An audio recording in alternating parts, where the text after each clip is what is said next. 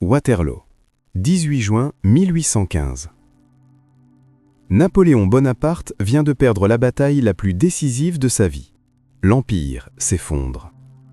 20 ans de conquête, de gloire, de pouvoir absolu réduisent à néant en quelques heures. Ses généraux pleurent, ses officiers paniquent, certains fuient. Et lui, il s'assoit, il observe. Il évalue la situation avec une lucidité froide et absolue. Puis il dit à l'un de ses aides de camp, avec un calme qui glace le sang, « Je suis vaincu, mais je ne suis pas détruit. » Ce n'est pas de l'arrogance, ce n'est pas de la folie, c'est quelque chose de bien plus rare et bien plus puissant. C'est la maîtrise des émotions poussée à son niveau le plus absolu. Et ce que tu vas découvrir aujourd'hui, c'est que Napoléon, sans jamais avoir lu Marc Aurèle, sans jamais avoir étudié le stoïcisme, avait développé exactement les mêmes techniques que les philosophes stoïciens de l'Antiquité pour contrôler ses émotions, ses réactions et sa façon de se comporter face à l'adversité. Des techniques que toi aussi, tu peux apprendre. Pour comprendre pourquoi Napoléon contrôlait ses émotions de façon si extraordinaire, il faut d'abord comprendre d'où il venait. Napoléon Bonaparte n'est pas né dans la gloire. Il est né en 1769 en Corse, une île que la France venait d'annexer à peine un an plus tôt. Une île considérée comme périphérique, arriérée, sans importance. Un enfant de famille noble mais pauvre, dans un pays qui n'était pas vraiment le sien, avec un accent qui faisait rire ses camarades à l'école militaire. Il était petit, il était étranger, il était différent. Et il a été moqué, rejeté, ignoré pendant des années. La plupart des gens dans cette situation développent une de ces deux réactions, la révolte émotionnelle, l'explosion de colère, la rancœur, la vengeance impulsive, ou le repli total, la résignation, l'effacement, l'acceptation de la place qu'on t'a assignée. Napoléon a développé quelque chose d'entièrement différent. Il a développé ce que les stoïciens appelaient la hégémonikon, le siège directeur de l'âme. La capacité à observer ses propres émotions comme si elles étaient extérieures à soi, à les voir venir, les nommer et décider consciemment de la façon d'y répondre ou de ne pas y répondre. Autrement dit, il a appris à ne pas être gouverné par ce qu'il ressentait, à gouverner ce qu'il ressentait. Et cette compétence-là, développée dans les humiliations de l'enfance, forgée dans les campagnes militaires les plus brutales, a tout changé pour lui. Absolument tout. Voici le premier endroit où Napoléon et les stoïciens se rejoignent de façon frappante. Marc Aurèle écrivait dans ses Pensées pour moi-même « Ne gaspille pas ce qui reste de ta vie à penser aux autres hommes. Détourne les yeux de ce qui ne dépend pas de toi. Dirige-les vers toi-même. » Toute sa vie, Napoléon a appliqué ce principe avec une rigueur presque effrayante. Et l'exemple le plus éloquent de ça n'est pas sur un champ de bataille, il est dans une anecdote que ses contemporains ont souvent rapportée. Un jour, alors qu'il était premier consul, un de ses ministres entre dans son bureau avec une nouvelle catastrophique. Un de ses généraux de confiance vient de trahir. Un plan militaire majeur a été révélé à l'ennemi. La situation est grave. Le ministre s'attend à une explosion de colère, à des cris, des ordres précipités, des décisions impulsives. Napoléon lève les yeux de ses papiers, regarde son ministre et dit posément « Ce qui est fait est fait. Que faut-il faire maintenant ?» 5 mots. Que faut-il faire maintenant? Pas « Comment est-ce que je punis ?» Pas « Qui est responsable ?» Pas « Pourquoi moi ?» Pas « C'est injuste ?» Juste « Que faut-il faire maintenant ?» C'est exactement ce qu'Épictète décrivait quand il parlait de la proaéresis, la faculté de choix, la décision délibérée face à tout ce qui arrive. Pas la négation de l'émotion, pas l'insensibilité, mais le refus de laisser l'émotion dicter l'action. Napoléon ressentait la trahison, il la ressentait violemment. On le sait parce que ses mémoires l'attestent. Mais il avait développé la capacité de mettre cette émotion en attente, de la traiter plus tard dans le calme, et d'agir d'abord depuis la raison. Il y a une technique que Napoléon utilisait systématiquement et qui a fasciné ses biographes pendant 2 siècles. Une technique si simple, si évidente en apparence, et pourtant si difficile à appliquer réellement. Ses secrétaires l'appelaient entre eux la méthode de la nuit froide. Voilà en quoi elle consistait. Chaque fois qu'une lettre, un rapport ou une nouvelle lui causait une réaction émotionnelle forte, de la colère, de l'indignation, une envie de riposter immédiatement, Napoléon posait le courrier dans un tiroir spécial de son bureau. Et il n'y touchait pas pendant exactement 48 heures. Après 48 heures, il rouvrait le tiroir. Il relisait la lettre ou le rapport. Et dans la très grande majorité des cas, soit le problème s'était résolu de lui-même, soit sa réponse était infiniment plus mesurée, plus précise, plus efficace que celle qu'il aurait donnée sous le coup de l'émotion. Il disait lui-même à ses secrétaires « Une lettre écrite dans la colère est toujours une erreur. Attends que la vague soit passée. Ce que tu veux dire sera plus fort quand tu le diras avec une voix stable. » Sénèque, qui écrivait ses lettres à Lucilius il y a 2000 ans, formulait exactement la même idée. « Recede in te ipse quantum potes » »« Retire-toi en toi-même autant que tu le peux. » Se retirer, laisser passer la vague, ne pas agir du sommet de la vague émotionnelle, mais du creux calme qui suit.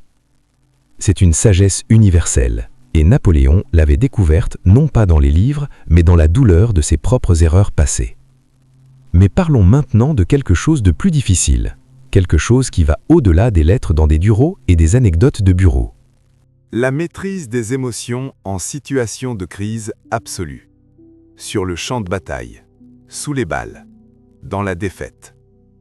1812, la campagne de Russie. L'une des plus grandes catastrophes militaires de l'histoire. La grande armée, 600 000 hommes au départ, revient à moins de 100 000, dévastée par le froid, la faim, les combats et les maladies. Napoléon chevauche parmi les survivants. Il voit la dévastation. Il voit des hommes qui ont tout donné et qui n'ont plus rien. Des soldats qui pleurent, qui s'effondrent, qui perdent la raison.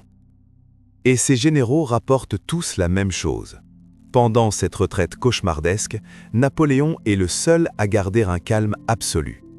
Il dort ses heures habituelles, 4 à 5 heures, pas plus. Il mange, il travaille, il planifie, il émet des ordres clairs et précis. Pas parce qu'il ne ressent rien. Ses mémoires de Sainte-Hélène montrent qu'il ressentait tout, la honte, la douleur, le désespoir. Mais il avait développé ce que Marc Aurèle appelait la capacité de ne pas être emporté. Marc Aurèle écrivait, lui qui gouvernait un empire en guerre depuis des décennies, « Si tu es affligé par quelque chose d'extérieur, ce n'est pas cette chose qui te trouble, mais le jugement que tu en as. Et ce jugement, il est en ton pouvoir de l'effacer immédiatement. » Le jugement est en ton pouvoir de l'effacer. Pas la réalité, pas la situation, mais ce que tu décides que la situation signifie. Ce que tu décides qu'elle implique pour toi. Ce que tu décides qu'elle t'oblige à ressentir. Napoléon, en Russie, avait décidé que la retraite ne signifiait pas la fin, que la défaite n'impliquait pas l'effondrement, que la catastrophe ne l'obligeait pas à s'effondrer avec elle. Et c'est cette décision-là, intérieure, invisible, silencieuse, qui a permis à ce qui restait de l'armée de survivre et de rentrer. Je dois maintenant te dire quelque chose d'important, quelque chose qui rend cette histoire encore plus intéressante et encore plus utile pour toi. Napoléon n'était pas parfait dans la maîtrise de ses émotions. Il y avait des domaines dans lesquels il échouait, des contextes précis où la vague émotionnelle l'emportait malgré lui. Et ces échecs-là sont aussi révélateurs que ses succès. Le premier domaine, l'ego blessé. Napoléon pouvait gérer la défaite militaire avec un sang-froid remarquable. Mais quand c'était son image personnelle qui était attaquée, quand quelqu'un le ridiculisait en public, quand des caricatures circulaient en Angleterre, quand un de ses maréchaux le contredisait devant d'autres officiers, il perdait parfois le contrôle. Il s'emportait, il humiliait, il punissait de façon disproportionnée. Le deuxième domaine, les décisions tardives de carrière. Les grandes erreurs stratégiques de Napoléon, l'invasion de Russie en 1812, le retour pendant les 100 jours en 1815, sont souvent analysées comme des erreurs de jugement militaire, Mais beaucoup d'historiens y voient quelque chose de plus profond. Des décisions prises non pas depuis la raison froide, mais depuis l'émotion. L'émotion de ne pas accepter ses limites, de ne pas accepter que son heure était peut-être passée. Et c'est là que les stoïciens apportent quelque chose que Napoléon n'avait pas pleinement intégré. Épictète écrivait « Cherche non pas que les événements se produisent comme tu le veux, mais souhaite que les événements se produisent comme ils se produisent, et tu seras en paix. » Napoléon, en Russie, avait décidé que la retraite ne signifiait pas la fin. Mais il n'avait pas entièrement appris à accepter les limites que la réalité lui imposait à lui-même. Et c'est précisément cette leçon-là, la plus difficile du stoïcisme, que la partie 2 va explorer. Avant de passer à la suite, je veux ancrer tout ce qu'on vient de voir dans ta vie quotidienne. Parce que tu n'es pas Napoléon, tu ne commandes pas des armées, tu ne gouvernes pas un empire. Mais tu vis des situations où la vague émotionnelle arrive et où tu dois choisir, la laisser te gouverner ou la gouverner. Ton collègue qui t'envoie un email agressif en copiant ton chef, la réunion où on ignore ta proposition, la critique sur les réseaux sociaux, la dispute avec quelqu'un que tu aimes, le moment où un projet s'effondre après des semaines de travail. Dans tous ces moments, Napoléon et les stoïciens te disent la même chose. Première leçon, la pause est ta première arme. Comme Napoléon avec ses lettres dans le tiroir, instaure une règle personnelle. Avant de répondre à tout ce qui déclenche une émotion forte, attends. Pas 48 heures, nécessairement. Parfois 1 heure, suffit. Parfois 1 nuit, mais jamais dans la seconde. Jamais au sommet de la vague. Deuxième leçon, remplace la question « Pourquoi moi ?» par « Que fais-je maintenant ?» C'est exactement ce que Napoléon faisait. Et c'est exactement ce que Marc Aurèle se prescrivait à lui-même. Pas de lamentation, pas de recherche de responsable. La question suivante, toujours. Troisième leçon, distingue ce qui dépend de toi de ce qui n'en dépend pas. La trahison de ton collègue ne dépend pas de toi. Ta réaction à cette trahison, oui. L'échec du projet ne dépend pas entièrement de toi. Ce que tu fais avec cet échec, oui. Cette distinction, si simple à énoncer, si difficile à vivre, est le cœur de tout. Et c'est là qu'on va plonger dans la partie 2. Sainte-Hélène, 1817. Napoléon est en exil sur une île perdue au milieu de l'Atlantique Sud. Il a 48 ans. L'homme qui a dominé l'Europe pendant 20 ans dicte ses mémoires à son secrétaire, Lascaz. Et dans ses mémoires, il y a une phrase que peu de gens connaissent. Une phrase qui m'a arrêté net la première fois que je l'ai lue. Il dit « J'ai peut-être confondu la maîtrise de soi avec la maîtrise des circonstances. Ce sont deux choses très différentes. » La maîtrise de soi et la maîtrise des circonstances. Deux choses très différentes. Ce que Napoléon était en train de comprendre, seul, sur une île après tout, c'est exactement ce que les stoïciens avaient tenté de lui enseigner 2000 ans avant qu'il naisse. Et aujourd'hui, on va aller ensemble au cœur de cette distinction, parce que c'est elle qui fait la différence entre quelqu'un qui gère sa vie et quelqu'un qui est géré par elle. Voilà le paradoxe de Napoléon. Il était l'un des maîtres les plus absolus de ces réactions émotionnelles immédiates que l'histoire ait produit. Cette capacité à ne pas s'emporter, à garder le cap sous la pression, à maintenir la clarté mentale dans le chaos, elle était réelle, documentée, admirable. Mais il avait un angle mort immense. Il confondait la maîtrise de ses émotions avec le contrôle de la réalité extérieure. En clair, il pensait que s'il se maîtrisait suffisamment bien, s'il voulait suffisamment fort, s'il agissait avec assez de précision et d'intelligence, alors les événements du monde se plieraient à sa volonté. Et pendant très longtemps, ça avait marché. Parce qu'il était exceptionnellement doué, parce que ses qualités étaient réelles, parce que la fortune lui avait souri. Jusqu'au jour où ça n'a plus marché. Marc Aurèle, qui gouvernait un empire encore plus grand que celui de Napoléon et qui le faisait depuis une philosophie explicitement stoïcienne, avait compris quelque chose que Napoléon n'a compris que trop tard. La chose la plus importante dans la vie n'est pas de changer le monde, c'est de ne pas se laisser changer par le monde d'une façon qui trahisse ce qu'on est. Tu entends la différence ? Marc Aurèle ne cherchait pas à maîtriser le monde, il cherchait à ne pas être maîtrisé par lui. Ce sont deux postures radicalement différentes. Et elles produisent des résultats radicalement différents, surtout dans les moments de défaite. Parlons de Waterloo. pas comme un historien militaire, comme un philosophe.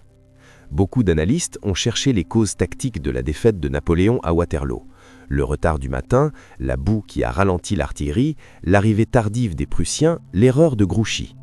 Mais il y a une cause que personne ne mentionne assez, une cause psychologique, une cause émotionnelle. Napoléon à Waterloo n'était plus tout à fait lui-même. Et pas à cause de la maladie, même si sa santé était déclinante, à cause de quelque chose de plus profond. Il était en train de lutter contre la réalité. Depuis les 100 jours, depuis son retour d'Elbe, ce pari insensé qu'il avait pris contre toute logique, il combattait non pas une armée ennemie, mais sa propre incapacité à accepter que l'ère napoléonienne était peut-être terminée. Épictète écrivait « Ne cherche pas à ce que les événements arrivent comme tu le veux, mais désire les événements tels qu'ils arrivent, et tu trouveras la tranquillité. » Napoléon avait cessé de désirer les événements tels qu'ils arrivaient. Il avait commencé à exiger que les événements arrivent comme il le voulait. Et quand la réalité ne s'est pas pliée, quand l'armée de Wellington a tenu, quand les Prussiens sont arrivés, quand le destin a refusé de coopérer, quelque chose s'est brisé dans sa mécanique intérieure. Non pas sa bravoure, non pas son intelligence tactique, mais sa capacité à accepter, à lâcher, à reconnaître que certaines batailles ne sont pas à gagner, et que la sagesse est parfois de ne pas les livrer. Les stoïciens avaient un concept que Marc Aurèle aimait beaucoup, un concept qu'il avait hérité de Zénon et qu'Épictète avait développé. L'amour fati, l'amour du destin. Ce n'est pas de la résignation, ce n'est pas dire « tout va bien quand tout va mal », c'est quelque chose de bien plus radical et bien plus puissant. C'est décider d'aimer, vraiment aimer, pas juste tolérer, ce qui arrive, même ce qui fait mal, même ce qui détruit, même ce qu'on n'aurait jamais voulu. Marc Aurèle l'exprimait ainsi. Accepte les choses auxquelles le destin te lie. Aime les gens avec qui le destin t'a placé et fais-le avec tout ton cœur.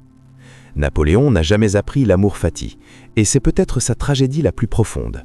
Il a appris à endurer, il a appris à résister, il a appris à rebondir, mais il n'a pas appris à aimer ce qui arrive, à voir dans chaque défaite non pas un obstacle à surmonter, mais une information à intégrer. Un stoïcien à Waterloo aurait dit « Cette défaite m'apprend quelque chose, sur mes limites, sur l'état de l'Europe, sur ce que la réalité veut me dire. » Napoléon à Waterloo a dit « Cette défaite est injuste et je vais la corriger. » Et c'est précisément cette différence de posture qui explique pourquoi, malgré toute sa maîtrise émotionnelle, il a fini seul sur une île, plutôt que retiré dignement, comme un homme qui aurait accepté les limites que la réalité lui imposait.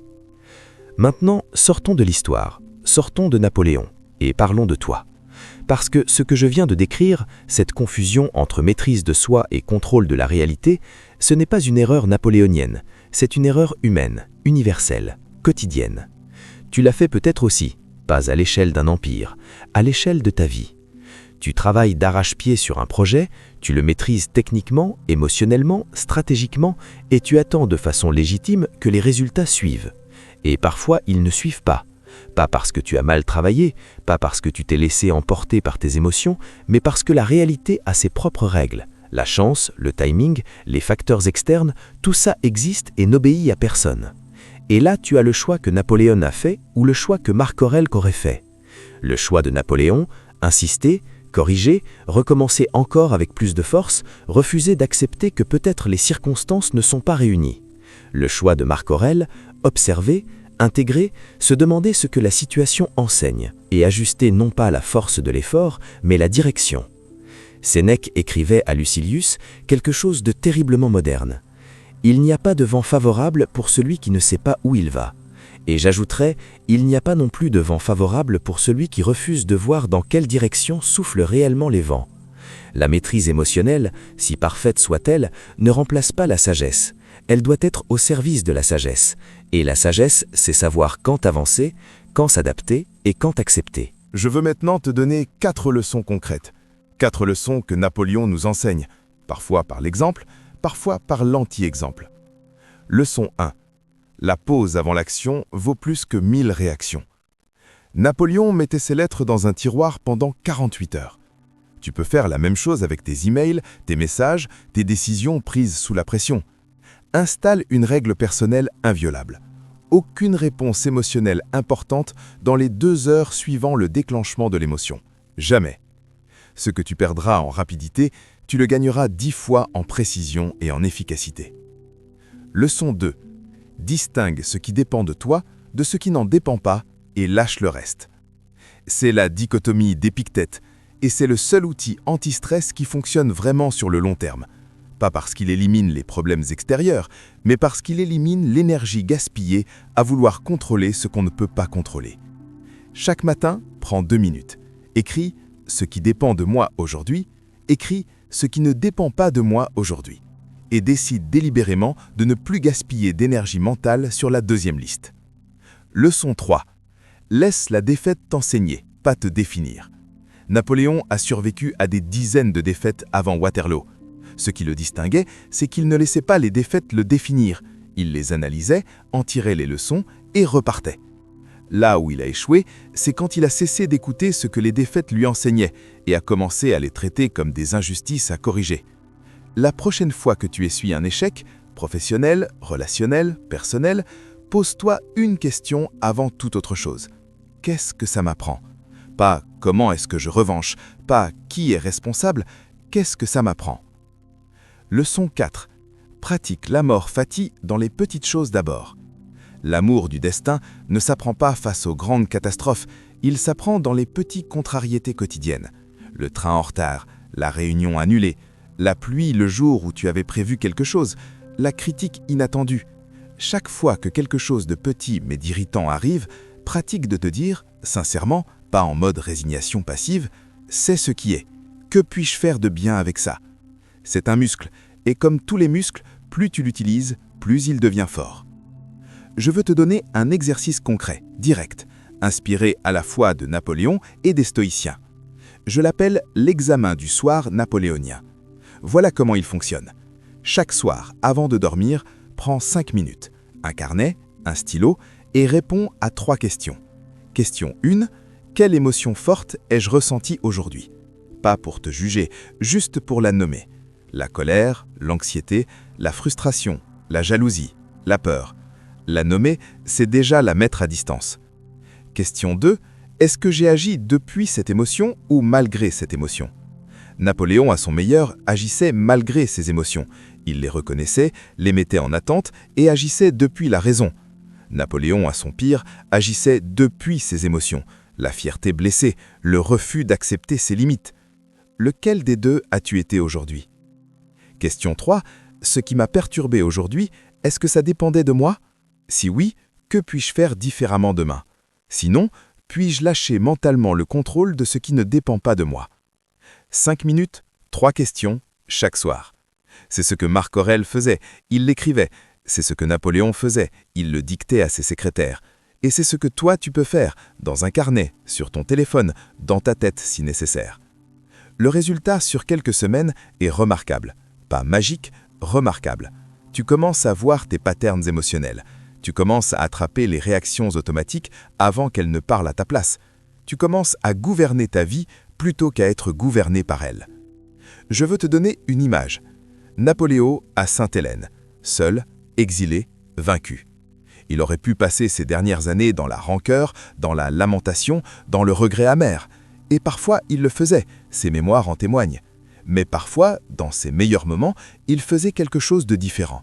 Il se mettait à écrire, à analyser, à comprendre, à tirer les leçons de toute une vie d'action et d'erreur.